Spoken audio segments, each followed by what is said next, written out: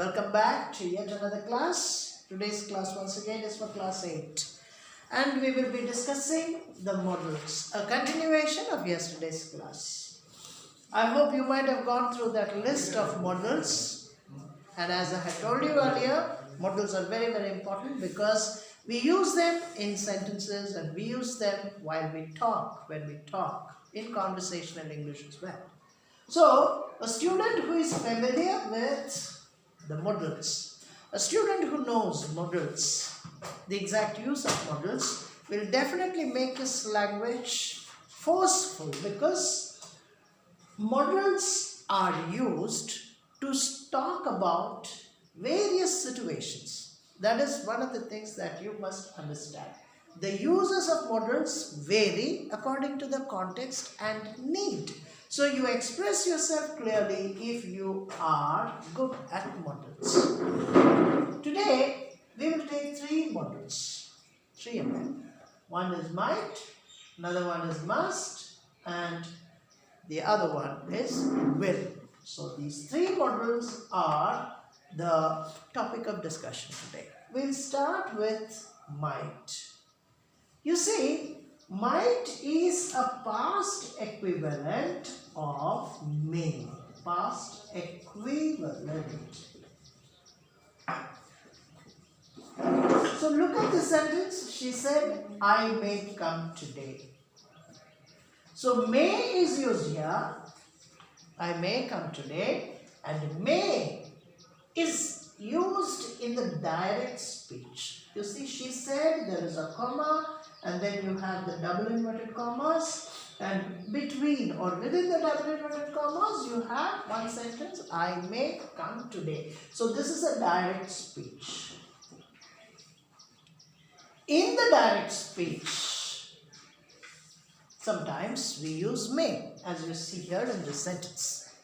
So may in the direct speech is changed into might in the indirect speech. As you see here, as you will notice, she said that I is changed into she because she is the speaker. May is changed into might. She said that she might come that day. So rule number one regarding might is may in the direct speech is changed into might. Now look at the second one. Distant possibility.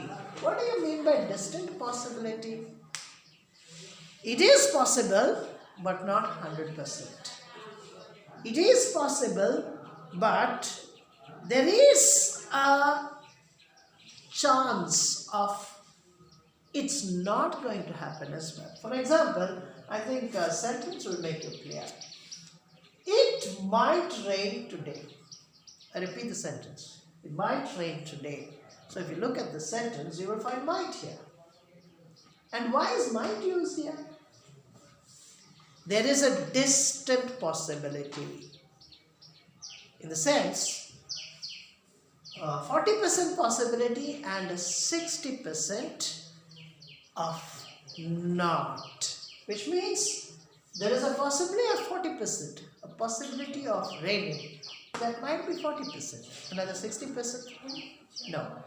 So, might is used to talk about a distant possibility which may happen, which would happen, and it would not happen as well sometimes. So, there is no guarantee. I might come tomorrow. So, what do you want to express? There is a distant possibility of your coming tomorrow. Distant possibility. It's not a sure short sentence, okay? So the possibility is distant. But if you say it will rain tomorrow, that makes a bit of a difference.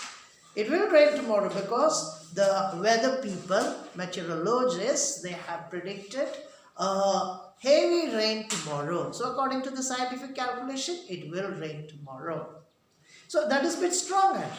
The difference between might and will is that the possibility. So if you say it might rain tomorrow, possibility is very less. If you say it will rain tomorrow, there is a certainty. So the certainty of future is expressed by will. Okay. Now you see, logical necessity. What do you mean by logical necessity?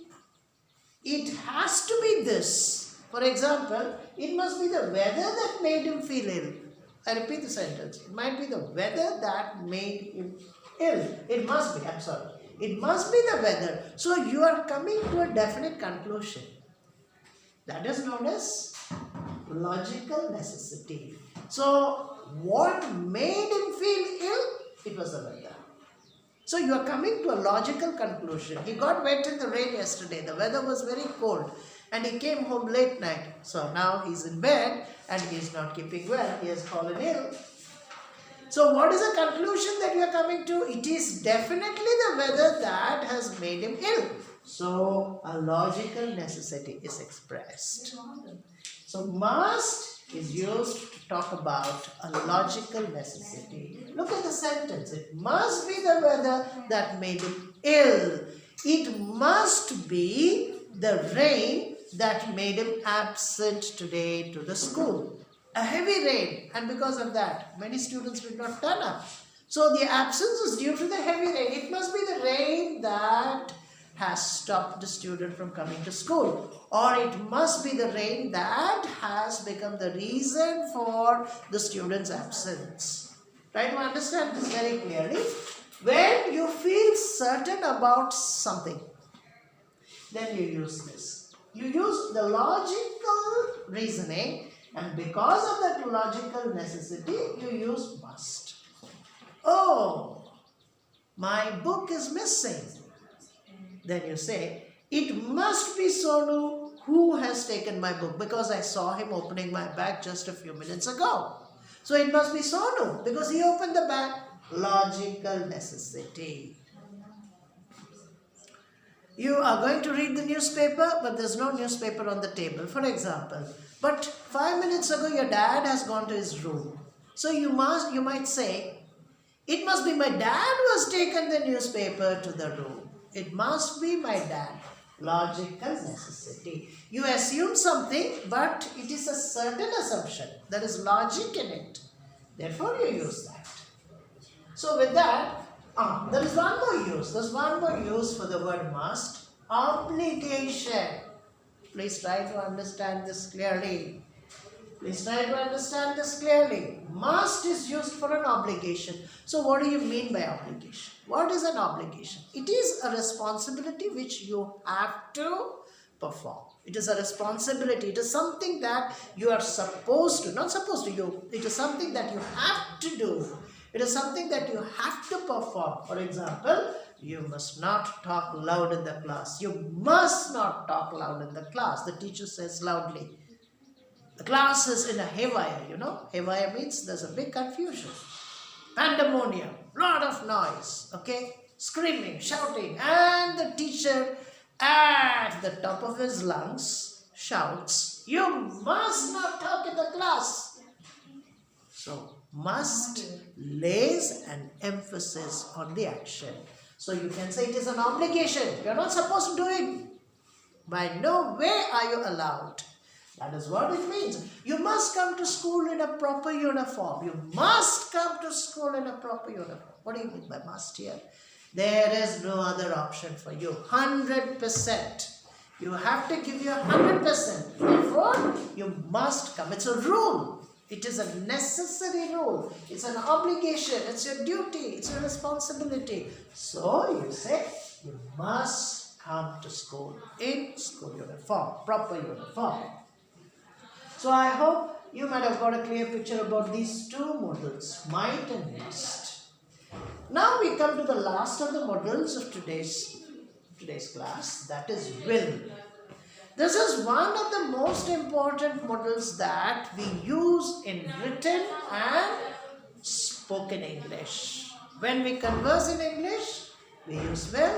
When we write English, we also use will. Now what is this will used for? It has many uses, a good number of uses. For example, the first is willingness.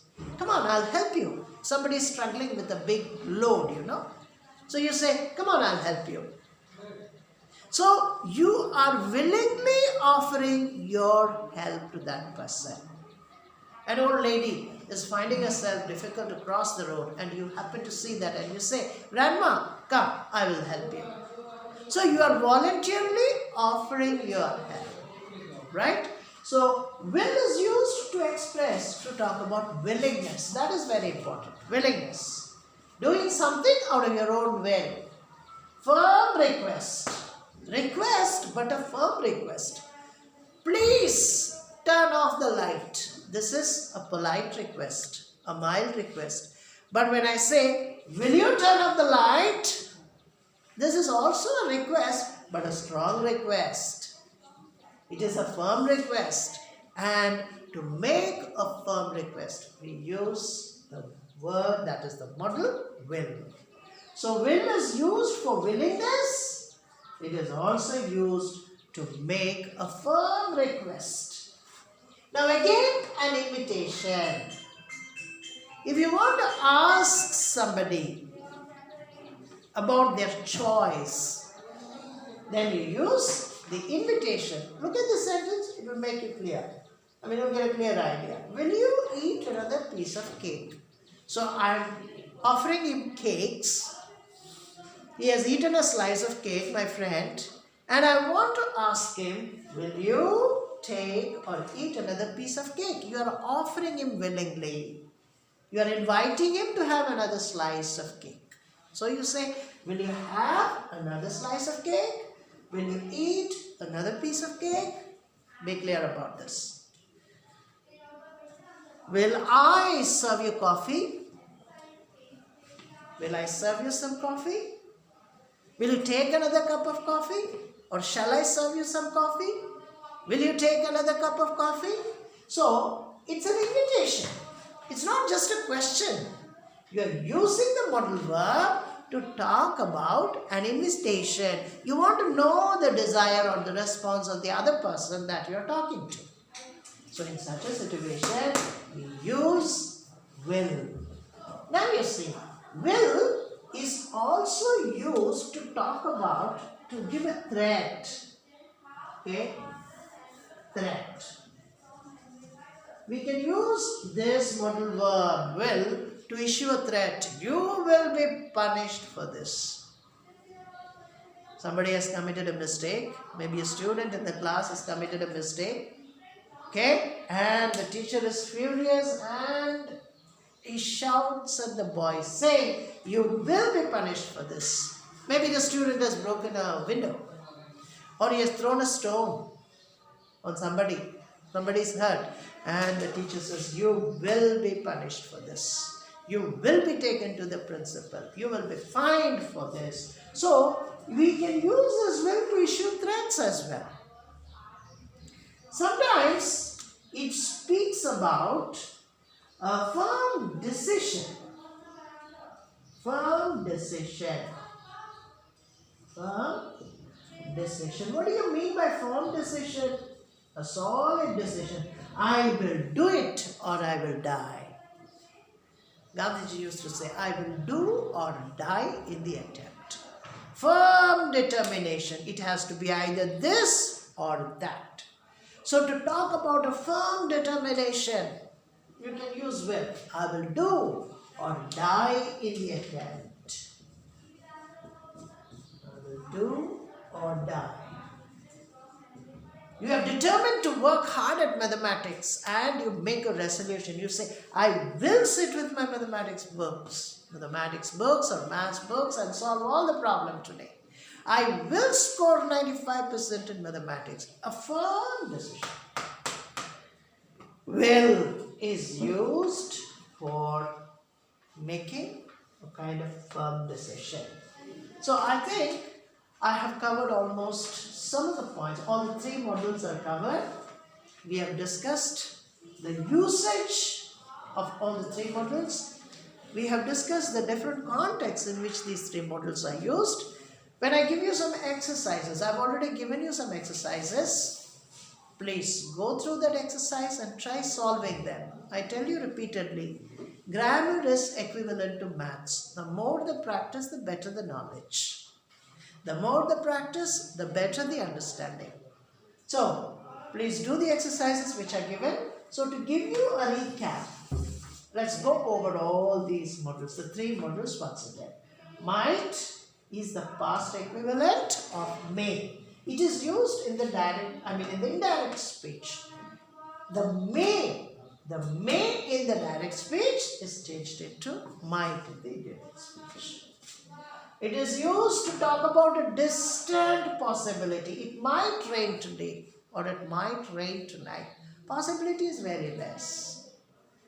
And then must is again a modal verb which is used to talk about necessity. You must come to school in uniform. It is expected of you. It is a strong, insistence. You must come to school in your uniform. There is no exception. You cannot take liberty as far as this rule is concerned. So, must is used to express necessity, logical necessity. There is a difference between these two. It must be the weather that made him ill. You come to a conclusion, by applying a logic. Somebody got wet in the rain. There was a heavy rain last night. So your friend got wet. This morning he's in bed. And you come to a conclusion. You see, he got wet in the rain. So it must be the weather that made him ill. Must be. Logical conclusion. Logical necessity. Then we come to the modal verb that is will. Will is one of the most commonly used modals. Willingness. I will help you. Come on. You're struggling with that heavy bag. Let me help you out a bit. So I will help you. Make a decision out of willingness. Then firm request, solid request. Will you turn down the video? There is a difference between these two. Please turn down the video is a polite request. But will you turn down the radio is a little stronger. Okay. So it is a firm request. Then invitation. You're asking the willingness of the other person. Will you take a slice of cake? Will you take some more tea? Okay. Then it is used to issue a threat as well. I will punish you for this, or you will be punished for this. And then a firm decision which speaks of determination. I will do it or die in the attempt. You see, again, this must. Must is useful for a necessity, logical necessity, and then finally the obligation. You must not talk in the class. That is a very, very strong, sentence. You are insisting, a strong insistence. You must not talk loud in the class. So, with that, I hope you might have got a clear picture of the modals. There are some more modals which we are yet to discuss in the forthcoming classes. Till then, do the exercises which are given to you and go over the usage and the context in which these modal verbs are used and try to get a perfect understanding. So there will be Zoom classes. We will have discussion. If you have any doubts, you may ask me during the Zoom class as well. So I think things are a bit clear for you. I think you must be clear with what we discussed today. Stay safe at home. Keep studying. Work hard for your exams. May good luck attend to all of you. Goodbye.